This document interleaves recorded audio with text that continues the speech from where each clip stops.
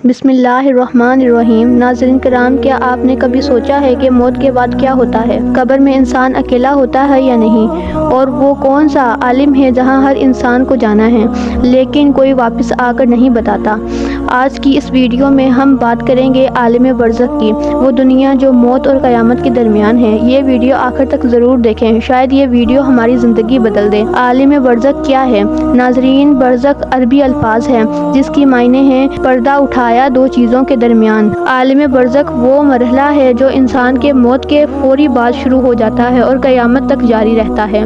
अल्लाह ताला कुरान में फरमाते हैं, और इनके सामने एक पर्दा बरज़ख है क़यामत के दिन तक। जब इंसान की मौत का वक्त आता है, नेक इंसान की रूह नरमी से निकल जाती है, गुनाहगार की रूह सख्ती और तकलीफ से। रूह जिस्म से जुदा हो जाती है मगर शऊर ख़त्म नहीं होता।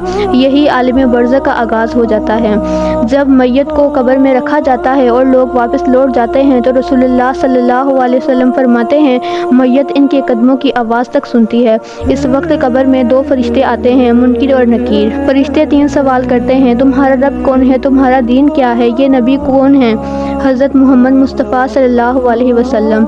नेक इंसान जवाब देता है, मेरा रब अल्लाह है, मेरा दीन इस्लाम है, मेरे नबी मोहम्मद सल्लल्लाहु अलैहि वसल्लम है। कब्र खस्ता हो जाती है, जन्नत की हवा और खुशबू आती है, कब्र जन्नत का बाग बन जाती है। कहा जाता है, सो जा, क़यामत तक आराम कर।